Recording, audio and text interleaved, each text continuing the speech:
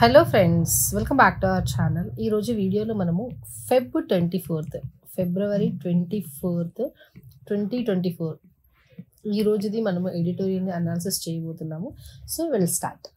Arbitrary అంటే ఏంటి అంటే, ఆర్బిటరీ అనేది అడ్జెక్టివ్ లాగా యూజ్ చేస్తాము. ఇది ఏంటి అంటే meaning based on random choice or personal whim rather than any reason or system.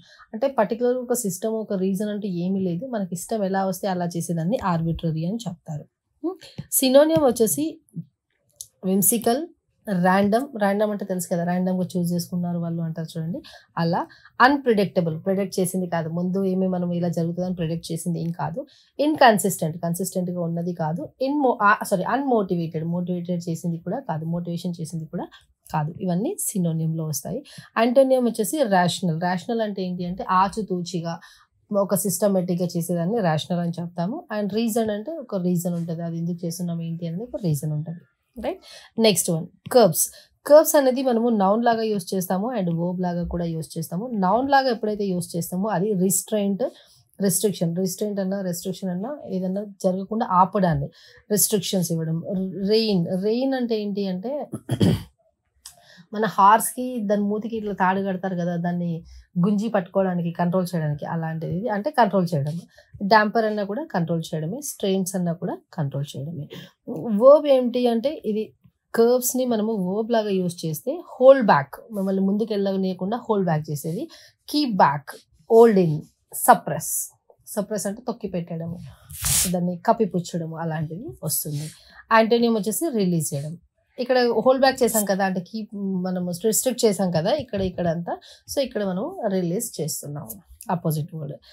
ర్యాంపాంట్ అంటే ఏంటి అంటే అడ్జెక్టివ్, ఇది విచ్చలవిడిగా ఎలా ఇష్టం వస్తే అలా చేసేదాన్ని ర్యాంపాంట్ అని అంటారు. సినోనియం వచ్చేసి కంట్రోలింగ్ చేసే వాళ్ళు ఎవరు లేరు. అన్రిస్ట్రైన్డ్, రెస్ట్రిక్షన్ ఏమీ లేనిది. Unchecked, pandemic, epidemic, pervasive and rife, ఇవన్నీ కూడా అందులోనే వస్తాయి. నెక్స్ట్ యాంటోనియమ్స్ వచ్చేసి కంట్రోల్డ్. ఇక్కడ అన్కంట్రోల్డ్ అన్నాం కదా, ఇక్కడనేమో controlled, under control, right. Next adequate అంటే ఏంటి అంటే అడక్వేట్ ఫెసిలిటీస్ లేవు అంటారు. అంటే దీని మీనింగ్ ఏంటి, సఫిషియంట్ ఫెసిలిటీస్ లేవు అనేసి. So satisfactory or acceptable in quality or quantity. Quality పరంగా కానీ క్వాంటిటీ పరంగా కానీ సాటిస్ఫాక్షన్గా ఉంది లేదు అని చెప్పడానికి అడక్వేట్ అంటారు. ఉంది అంటే అడక్వేట్గా ఉంది అంటారు, లేదు అంటే ఇన్అడక్వేట్ అని చెప్తారు, రైట్. సినోనియమ్స్ వచ్చేసి సఫిషియంట్, ఎనఫ్, యాంపుల్ అంటే కూడా చాలా ఎక్కువ, అప్రాప్రియేట్ కావాల్సినంతగా, suitable, acceptable, possible and tolerable, fair. Antonym వచ్చేసి ఇన్సఫిషియంట్. ఇక్కడ సఫిషియంట్గా ఉంది అన్నామా, ఇక్కడ మనము ఇన్సఫిషియంట్గా ఉంది ఆర్ఎల్స్ ఇన్అడిక్వేట్గా ఉంది అని చెప్తాము. వాగ్యూ అంటే ఏంటి అంటే అన్సర్టన్, అన్క్లియర్. వాగ్యూ స్టేట్మెంట్స్ ఇచ్చేస్తాడు తను అని అంటారు. అంటే ఒక క్లియర్ స్టేట్మెంట్ ఇవ్వడు, ఎలా పడితే అలా స్టేట్మెంట్ ఇచ్చేదాన్ని వాగ్యూ అని చెప్తారు. Of uncertain, indefinite, unclear, character are meaning. అది క్యారెక్టర్ వైజ్ అయినా మీనింగ్ వైజ్ అయినా అన్క్లియర్గా ఉన్నా, అన్సర్టన్గా ఉన్నా, ఇండెఫినెట్గా ఉన్న దాన్ని వాగ్యూ అని చెప్తారు. వాగ్యూ స్టేట్మెంట్స్ ఇవ్వకు అంటారు కదా, ఇది అడ్జెక్టివ్. దీనికి సినోనియం వచ్చేసి ఇండిస్టింక్ట్, ఇండెఫినెట్. డెఫినెట్గా ఇది అని కాదు, ఏది పడితే అది రావచ్చు దాని మీనింగ్. ఫాగీ అంటే మంచు అంటామా మనము, అదా. మంచు కప్పిపోయి ఉన్నప్పుడు ఎలా ఉంటుంది, అంత మసక ఉంటుంది, అంటే క్లారిటీ ఉండదు చూడండి, అది. Faint, dim, cloudy, fuzzy, mystery, ఇది పొగమంచు. మిస్టరీ అంటే పొగమంచుతో కూడుకున్నది. బ్లర్డ్, ఇప్పుడు మనం ఫోన్లో ఫోటో తీసేటప్పుడు ఫోన్లో కెమెరాని ఇట్లా కదిలిస్తే ఏమవుతుంది, ఫోటో ఇట్లా జారిపోయినట్టుగా వస్తుంది, అంటే బ్లర్ అయింది అంటాం మనం ఫోటోని. ఇప్పుడు గుర్తుందా, అంటే క్లారిటీ లేదు అని దాని అర్థము. అన్డిటర్మైన్డ్, డిటర్మైన్ చేయలేంది. నెక్స్ట్ యాంటోనియం వచ్చేసి క్లియర్. ఇక్కడ క్లియర్గా లేదన్నాం కదా, ఇక్కడ క్లియర్గా ఉంది. ప్రిసైజ్, ఫర్మ్ అంటే కాన్స్టెంట్గా, క్లియర్గా, నీట్గా ఉంది అని దాని అర్థము. ప్రాస్పెక్టివ్, ఇప్పుడు కొంతమంది అడ్వకేటే అనుకోండి, ఎవరైనా ఒక కేసు తీసుకొని ఎవరైనా అడ్వకేట్ దగ్గరికి వచ్చిండ్రంటే అడ్వకేట్ మాట్లాడేటప్పుడు ఏమంటారంటే is going to be an prospective client అని చెప్తారు. Is going to be a prospective client అంటే ఏంటి అంటే అతను ఫ్యూచర్లో నాకు కాబోయే క్లయింట్ అని దాని అర్థం. అంటే expected or expecting to be a specified thing in the future. ఇప్పుడు నా క్లయింట్ కాదు, ఇప్పుడు జస్ట్ నాతో మాట్లాడడానికి వచ్చిండు, బట్ రేపు కేసుని నేను టేకప్ చేసిన తర్వాత అతను నాకు క్లయింట్ అవుతాడు, is going to be a prospective client అని చెప్తారనమాట. సో అలాంటి టైంలో ఇది ప్రాస్పెక్టివ్ అని యూజ్ చేస్తారు. ఫ్యూచర్లో జరుగుతుంది అది, ఫ్యూచర్లో అతను expecting or expected to be a specified thing, client అవ్వచ్చు, లేదంటే స్టూడెంట్ అవ్వచ్చు, ఏదైనా అలా అవ్వచ్చు అని చెప్తున్నారు. సినోనియం వచ్చేసి డెస్టిన్డ్. డెస్టిన్డ్ అంటే మనం ఆల్రెడీ ముందే డిసైడ్ చేసి పెట్టుకున్నాం అది అవుతుంది అనేసి, అలా ఎక్స్పెక్టెడ్ అది అవుతుందని అనుకుంటున్నాము. యాంటిసిపేటెడ్, ఆబ్వియస్లీ యాంటిసిపేట్ చేస్తున్నామంటే ఎక్స్పెక్ట్ చేస్తున్నట్టే. And planned, to be, intended, ఇవన్నీ మీనింగ్స్ సేమ్ దరిదాపులు వస్తాయి మనకి. యాంటోనియం వచ్చేసి అపోజిట్ వర్డ్ ఏంటంటే రెట్రాస్పెక్టివ్. రెట్రాస్పెక్టివ్ అంటే ఏంటి మేడం అంటారా?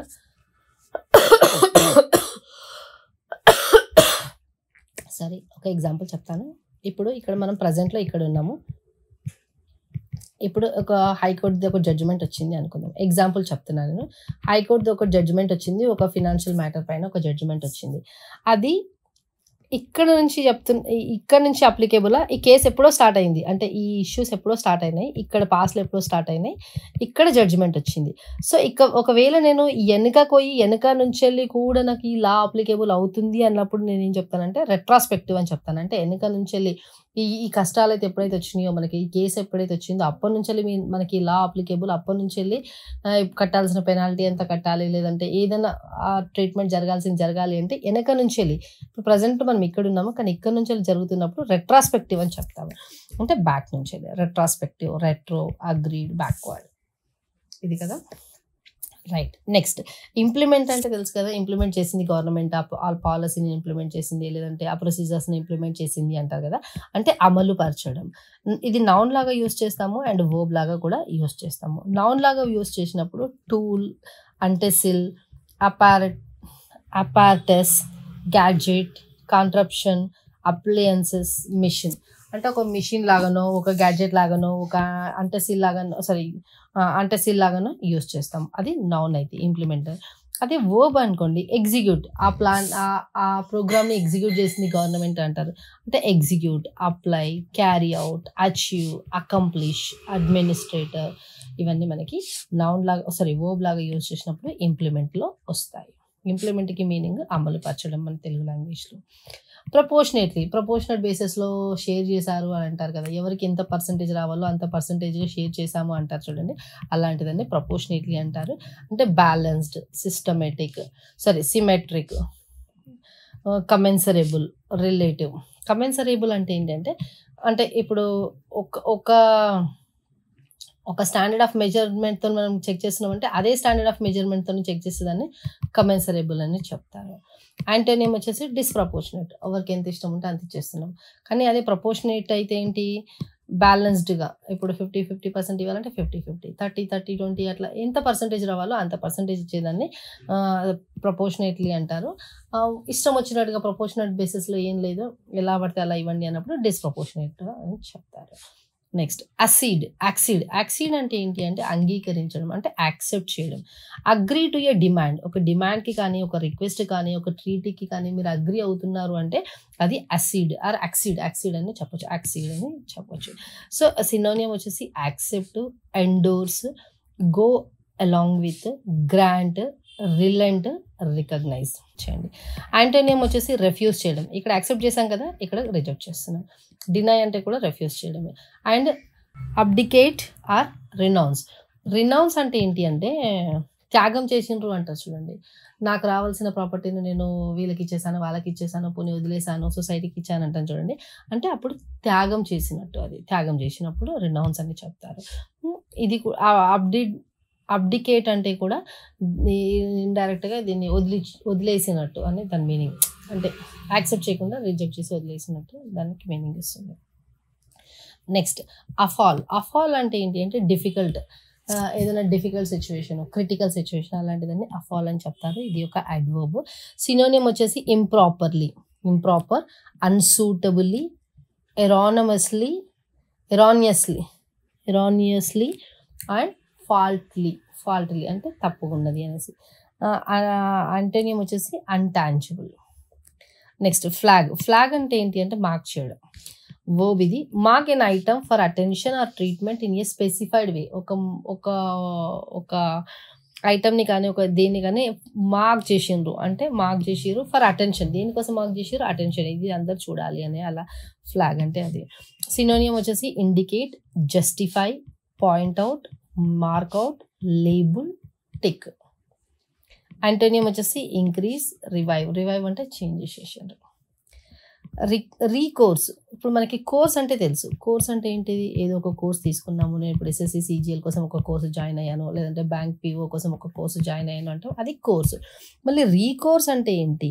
రీకోర్స్ అంటే ఏంటి అంటే a source of help in a difficult situation. A source of help in a difficult situation. మీరు ఇంకా గుర్తుపెట్టుకోవడానికి ఇంకా సింపుల్ లాంగ్వేజ్లో చెప్పొచ్చా? ఏంటి అంటే ఇప్పుడు మనము ఎస్ఎస్సి క్రాక్ చేయాలి అనుకున్నాం, ఫస్ట్ టైం చూస్తున్నాం, సబ్జెక్ట్స్ ఏమీ రావు. సో అలాంటి టైంలో మనం ఏం చేస్తాం? జాయిన్ అవ్వడానికి ఒక కోర్సు జాయిన్ అవ్వడానికి వెళ్తాం. అప్పుడు రీకోర్స్ అని అనుకోండి, అంటే మీకు కష్టంలో ఉన్నప్పుడు సబ్జెక్టులు రానప్పుడు ఒక ఫ్యాకల్టీ మీకు హెల్ప్ చేస్తున్నారు. అది a source of help in a difficult situation. Just గుర్తుపెట్టుకోవడానికి చెప్తున్నాను మేడం. మళ్ళీ మీరు ఇలా చెప్పారు అలా చెప్పారని నా కమెంట్లో చెప్పకండి. జస్ట్ మీకు గుర్తుపెట్టుకోవడానికి కొన్ని అలా మనం మాట్లాడిన మాటలు ఎగ్జామ్లో కానీ లేదంటే ఆ పేపర్ చదివేటప్పుడు కానీ గుర్తుకొస్తాయి అనమాట. దానివల్ల మనకి లాభము లేదు, నష్టం లేదు, కాకపోతే గుర్తుకొస్తాయి. చూడండి, ఆ గుర్తుకు రావడం వల్ల చిన్న జోకు గుర్తొచ్చి ఆ గుర్తు రావడం వల్ల మనము ఆన్సర్ని కరెక్ట్గా చేయగలిగిన వాళ్ళం అవుతాము. అంతే, ఇంకా దాని మిగిలి మనకి పెద్ద ఇంటెన్షన్ ఏమీ లేదు. సినోనిమ్స్ వచ్చేసి option, possibility, resort, way out, hope, remedy, choice, refuge. ఇక్కడ రెఫ్యూగి అంటే ఏంటి? మళ్ళా ట్రస్ట్.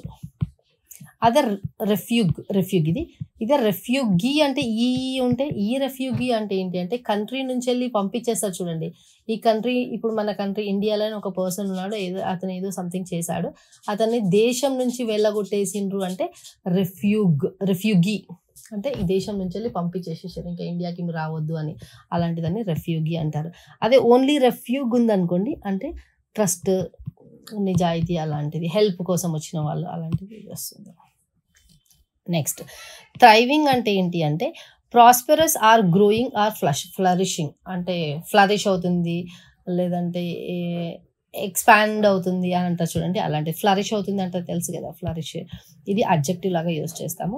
సినోనియం వచ్చేసి flourish, Bloom, advance, succeed, shoot up, boom అవుతుంది ఆ ఇండస్ట్రీ అంటారు, అంటే ఆ బూమ్ అవుతుంది ఆ ఇండస్ట్రీ, లేదంటే ఫ్లరిష్ అవుతుంది ఆ ఇండస్ట్రీ అంటారు, ఏదో ఒక ఇండస్ట్రీ పేరు పెట్టి. సో అలాంటిది అనమాట, దానికి థ్రైవింగ్ అని చెప్తారు. Expand, go well. యాంటోనియం వచ్చేసి డిక్లైన్, అది పెరుగుతుంది కదా, ఇక్కడ ఇది ఫ్లరిష్ అవుతుందంటే పెరుగుతుంది, ముందుకు వెళ్తుంది, కానీ ఇక్కడ డిక్లైన్ అంటే కిందికి వచ్చేస్తుంది. విదర్ అంటే కూడా కిందికి రావడమే. ఫెయిల్, స్టాగ్నేట్ అంటే ఆగిపోయింది, ఏం ముందుకు వెళ్ళట్లేదు. అండ్ డై, చచ్చిపోయింది. మారిబాండ్, ఇక్కడ మీకు ఒకటి చెప్తాను, ఇక్కడ ఈ విదర్ ఇది మారిబాండ్.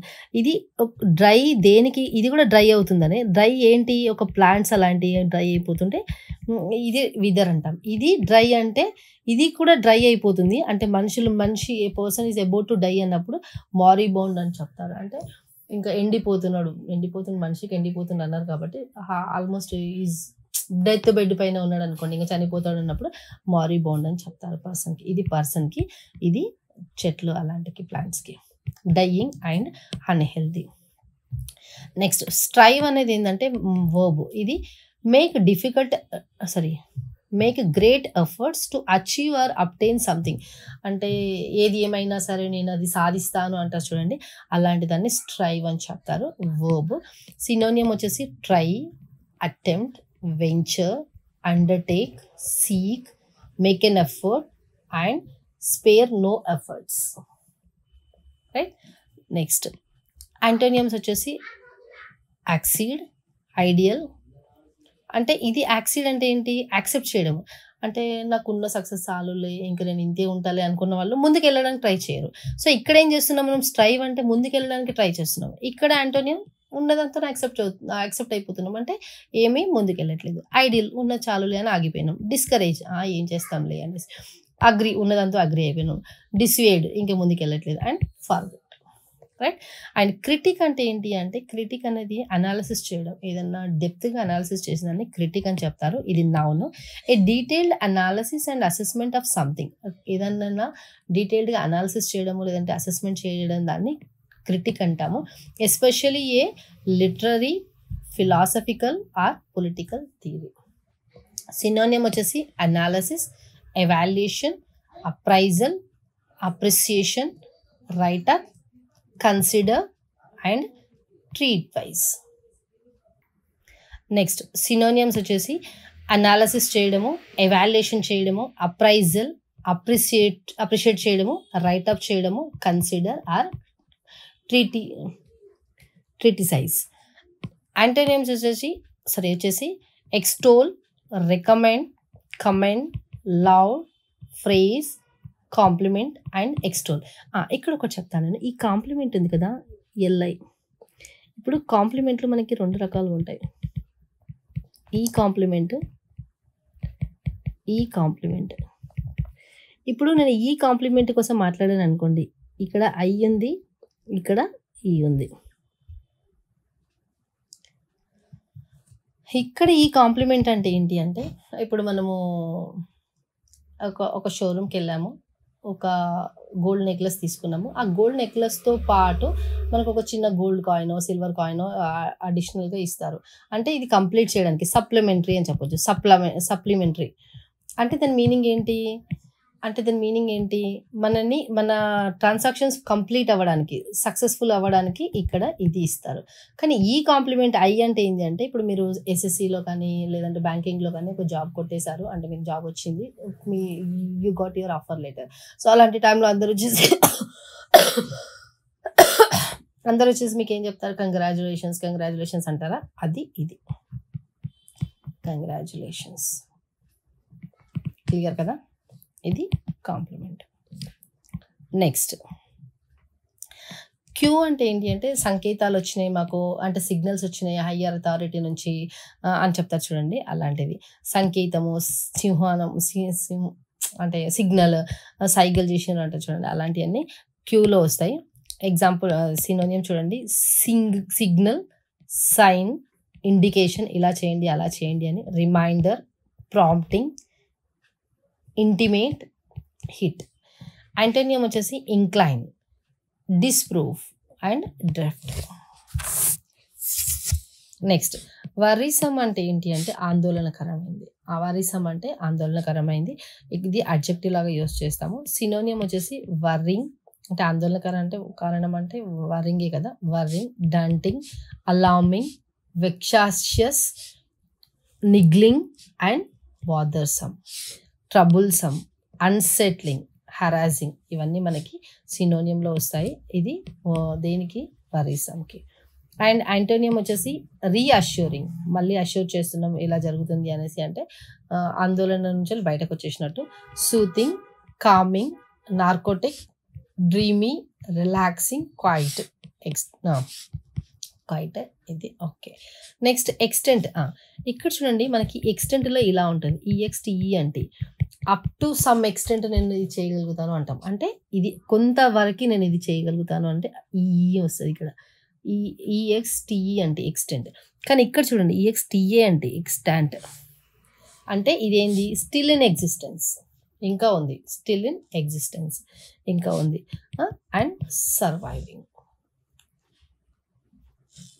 క్లియర్ కదా?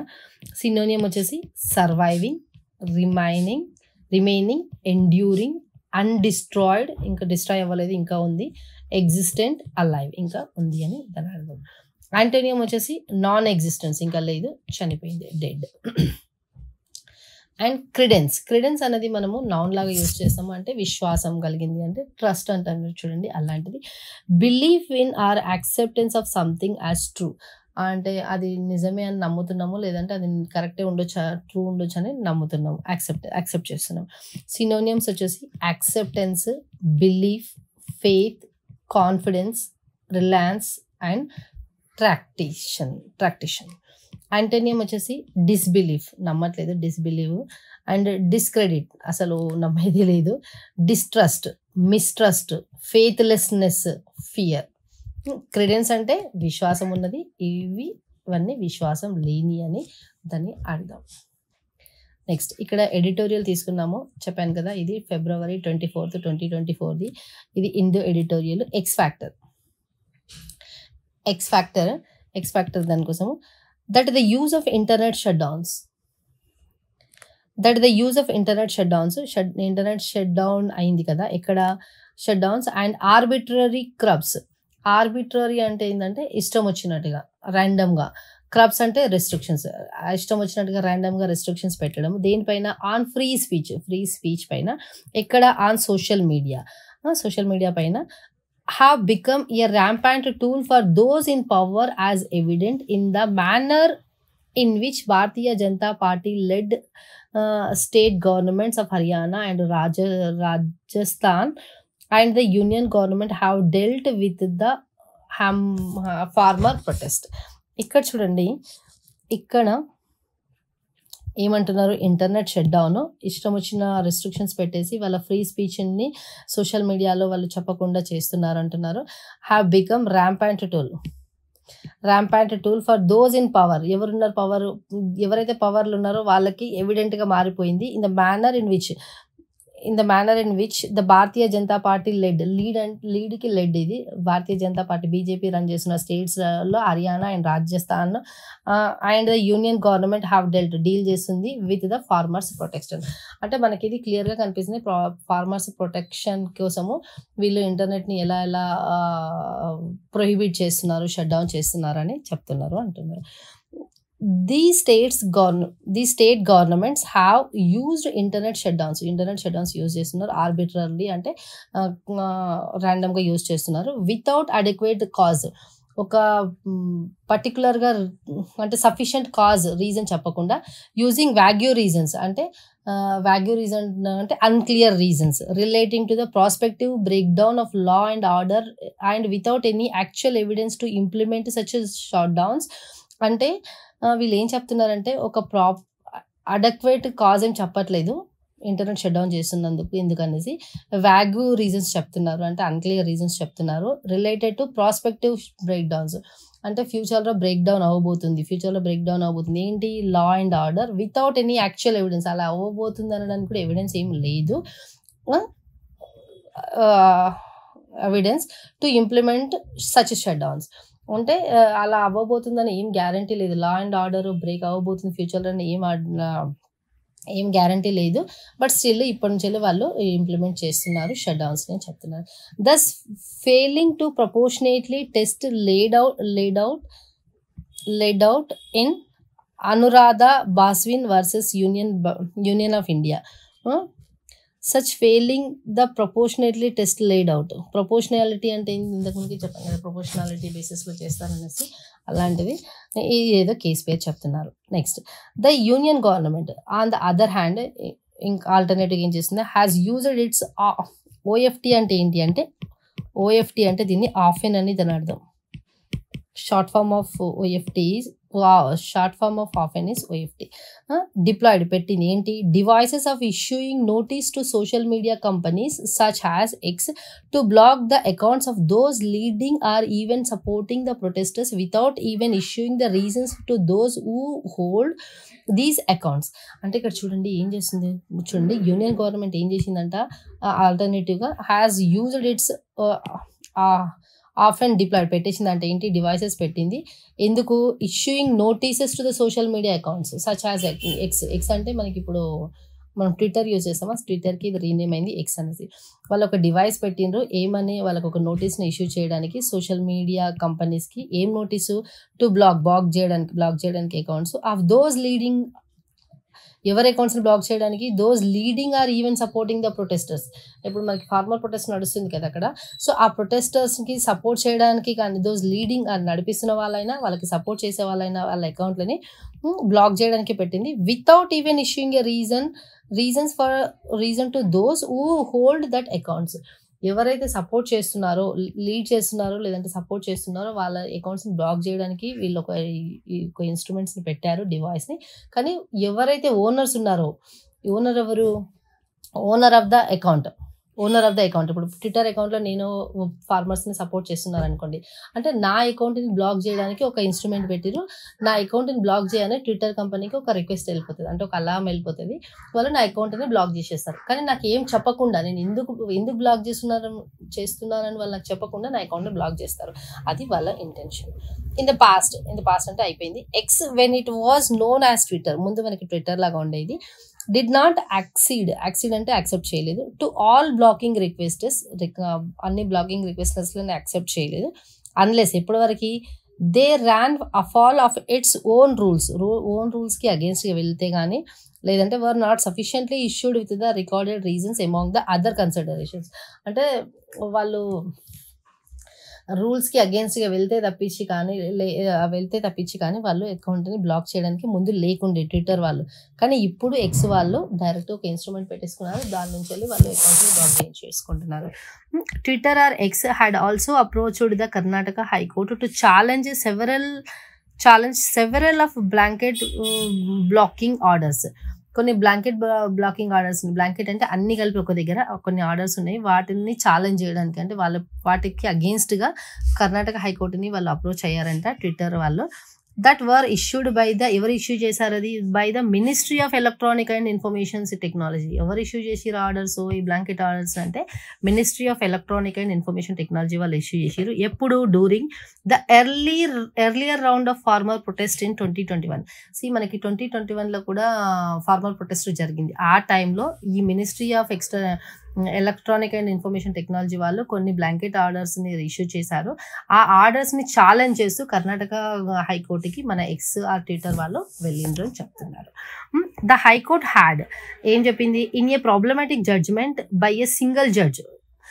వాళ్ళకి ఒక ప్రాబ్లమాటిక్ హైకోర్ట్ హ్యాడ్ ఉండే హైకోర్టు దగ్గర in a problematic judgment by a single judge, ఒకటే జడ్జ్ ఏం చేసిండు, డిస్మిస్డ్ ఎక్స్ పిటిషన్ అంటే మన ట్విట్టర్ పిటిషన్ని క్యాన్సిల్ చేసేసిండు.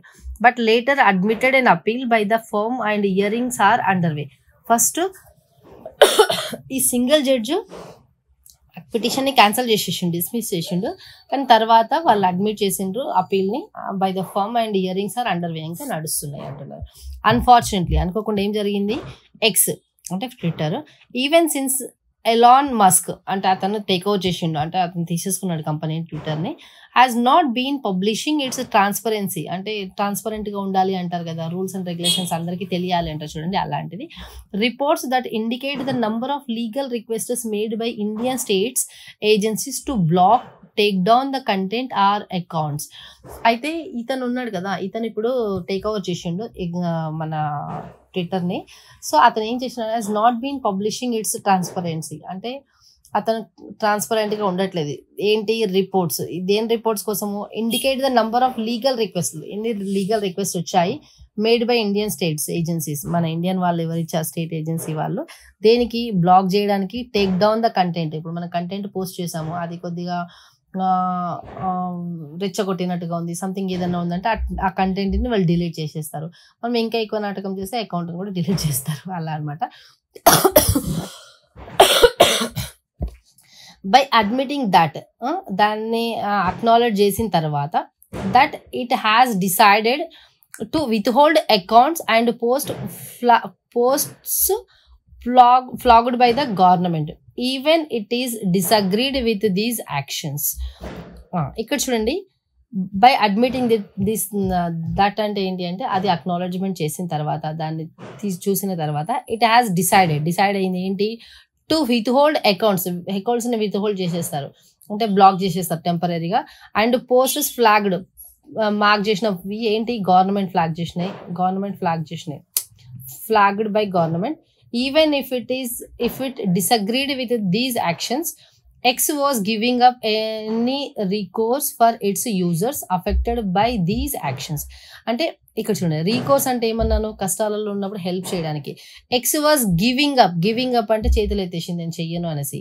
ఎందుకు చేతులు ఎత్తేసింది, ఎప్పుడు, నేను కష్టాలలో ఉన్నప్పుడు హెల్ప్ చెయ్యను అనేసి. అంటే ఏంటి meaning, X was giving up any recourse for it's users affected by these actions.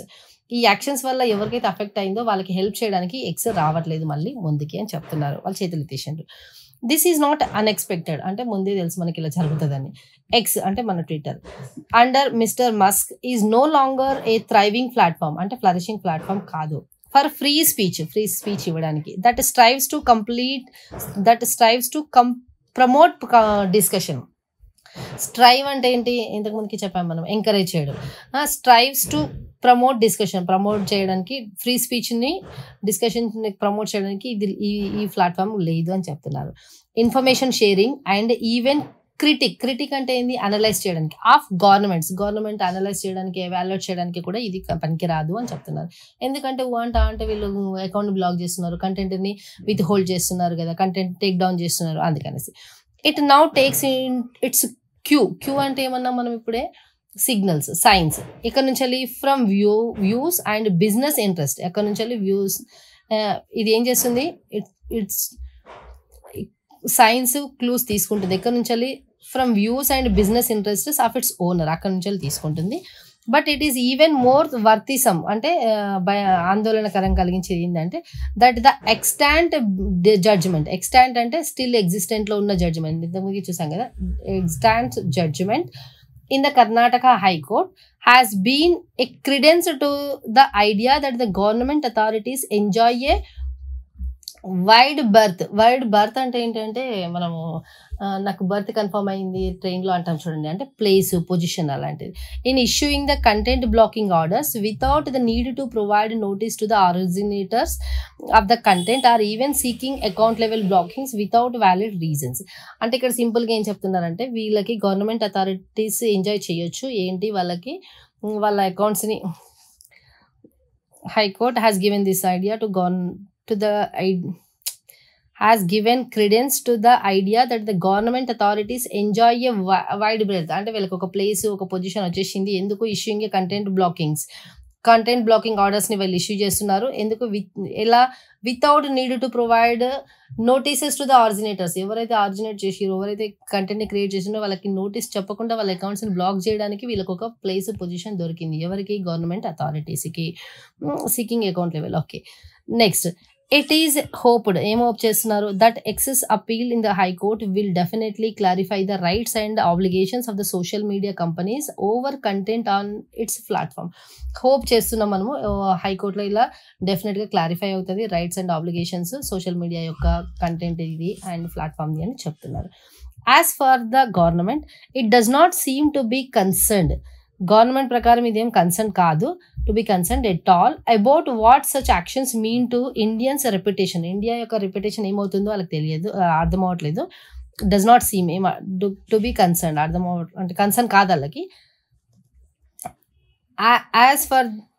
As for the government ప్రకారం it does not seem to be కన్సర్న్డే కాదు, at all about what such action means to India's reputation as a free, open and democratic society, a key reason for social media companies to operate in the country beyond just the presence of a large consumer base. So వీళ్ళు India యొక్క రెప్యుటేషన్కి ఏమవుతుంది అని government అసలు ఆలోచించట్లేదు, వాళ్ళ కన్సర్న్లోకి రావట్లేదు. మనది ఏంటి, India democratic society, open society అని అన్ని చెప్తున్నారు కదా అని అంటున్నారు. సింపుల్గా మనం ఎక్కువ డెప్త్లో వెళ్ళాల్సిన అవసరం లేదు, బట్ నేను ఇక్కడ అక్కడక్కడ కొద్దిగా రెండు మూడు సార్లు కూడా ఎక్స్ప్లెయిన్ చేయడానికి ట్రై చేస్తున్నాను. ఎందుకంటే స్టార్టింగ్లో మనకి అలవాటు పడాలి. ఒక 15 days 20 days పోయిన తర్వాత మీకే అర్థమైపోతుంది దీన్ని ఎలా చదవాలి అనేసి. ఇప్పుడు నేను ఓన్లీ ప్యాసేజ్ రీడ్ చేసి ఎక్స్ప్లెయిన్ చేస్తున్నాను. ఇంకొక 1 week, ఒక 10 days తర్వాత నేను స్కిమ్మింగ్ కూడా నేర్పిస్తాను. నేను స్కిమ్మింగ్ ఎలా ఉంటుందంటే ఇక్కడ ఇంపార్టెంట్ పాయింట్స్ ఇలా తీసేసుకొని ఇలా ఇంపార్టెంట్ పాయింట్స్ని చూసి స్కిమ్మింగ్ చేసుకోవాలి, అంత మొత్తం చదవద్దు. అలాంటిది స్కిమ్మింగ్. ఇప్పుడు ఓన్లీ రీడింగ్ చేస్తున్నాం. ఒక 1 week 10 days తర్వాత స్కిమ్మింగ్ కూడా మనం స్టార్ట్ చేసాం. ఓకేనా? ఓకే ఫ్రెండ్స్, ఈరోజు వీడియోలో మనం ఇంతే చూసాము. ఒకవేళ మీకు ఈ కంటెంట్ యూస్ఫుల్ అనిపిస్తే ప్లీజ్ లైక్ చేయండి, షేర్ చేయండి అండ్ సబ్స్క్రైబ్ చేసుకోండి. అండ్ మీ వాల్యుబుల్ ఫీడ్బ్యాక్ ఏదున్నా నాకు కమెంట్ రూపంలో తెలియపరచడం మటుకి మర్చిపోకండి. Thank you. Have a great day.